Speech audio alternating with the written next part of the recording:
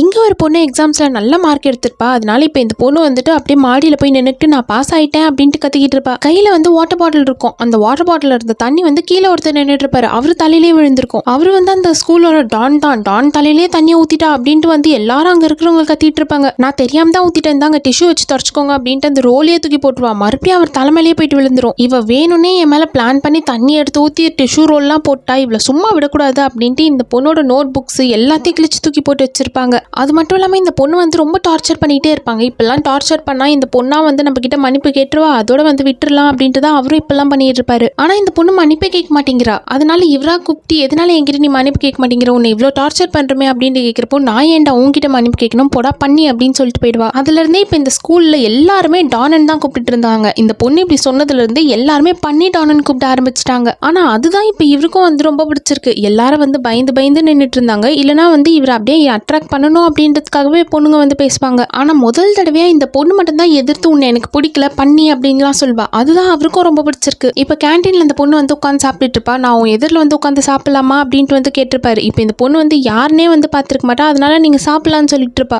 யார் வந்திருக்காங்கன்ட்டு பார்த்தா தான் தெரிய வரும், இந்த டான் தான் வந்திருப்பாரு. அதனால இவங்கிட்ட பேச்சே வேண்டாம் அப்படின்ட்டு பக்கத்து டேபிளுக்கு போயிடுவா. ஒரு நாள் இப்போ இந்த பொண்ணு வந்துட்டு ஒருத்தரோட வீடியோஸ்லாம் உட்காந்து சோஷியல் மீடியாவில் பார்த்துட்டு தான் இருப்பா. யார் இது அப்படின்ட்டு கேட்குறப்போ என்னோட க்ளோஸ் ஃப்ரெண்டு, அவனோட வீடியோஸ் நான் தான் பார்ப்பேன், ஏன் இஷ்டம், அதெல்லாம் நீ கேட்கக்கூடாதுன்னு சொல்லியிருப்பா. இப்போ இந்த பொண்ணை பின்னாடியே ஃபாலோ பண்ணிக்கிட்டு அவரும் வந்து மாலுக்கு போயிருப்பாரு. பார்த்தா இப்போ இந்த பொண்ணு வந்து சோஷியல் மீடியாவில் ஒருத்தரோட வீடியோஸ்லாம் பார்த்துட்டு இருந்தாலும் அவரு கூட தான் இந்த பொண்ணு சுற்றிட்டு இருப்பா. இப்போ அவங்க ரெண்டு பேரும் ஃப்ரெண்ட்ஸாலாம் இல்லை, ரெண்டு பேரும் வந்து லவ் பண்ணிட்டு தான் இருப்பாங்க. இந்த டானுக்கு வந்து நம்ம பின்னாடியே சுற்றியும் இவ வந்து கண்டுக்காமல் இருக்கிறதுக்கு இதுதான் காரணம் போல இருக்கு. இவ வேற ஒருத்தரை லவ் பண்ணுறா போல, இனிமேல் நம்ம வந்து தொலை பண்ணக்கூடாது அப்படின்ட்டு கிளம்பிட்டு இருப்பாரு. ஆனால் போகிற வழியில் வந்து இப்போ இந்த பொண்ணு ஒருத்தரை லவ் பண்ணிட்டு இருப்பால, அவர் வந்து இந்த பொண்ணுக்கிட்ட மிஸ்பிஹேவ் பண்ணிட்டு இருப்பாரு. அதை பார்த்த உடனே இப்போ இந்த டான் பையன் போயிட்டு சண்டெல்லாம் போட்டு அந்த பொண்ணை காப்பாற்றி கூப்பிட்டு வந்திருப்பான். நீ எப்படி என்னை காப்பாத்தின அப்படின்ட்டு கேட்கிறப்போ நான்லாம் பார்க்கறதுக்கு தான் டான் மாதிரி இருப்பான், ஆனால் ரொம்ப நல்ல பையன் தெரியுமா அப்படின்ட்டு சொல்லியிருப்பான். அதனால இப்போ இந்த பொண்ணு வந்து ஓடி போயிட்டு சரி எனக்கு ஒன்று ரொம்ப பிடிச்சிருக்கு, நானும் ஒன்று லவ் பண்ணுறேன் அப்படின்ட்டு சொல்லிட்டு ஓடிடுவா. ரெண்டு பேரும் மாற்றி மாற்றி சண்டை போட்டுக்கிட்டே தான் இருந்தாங்க. ஆனால் இப்போ இவங்க ரெண்டு பேருக்கு நடுவில் ஒரு அழகான லவ் ஸ்டோரி வந்திருக்கு.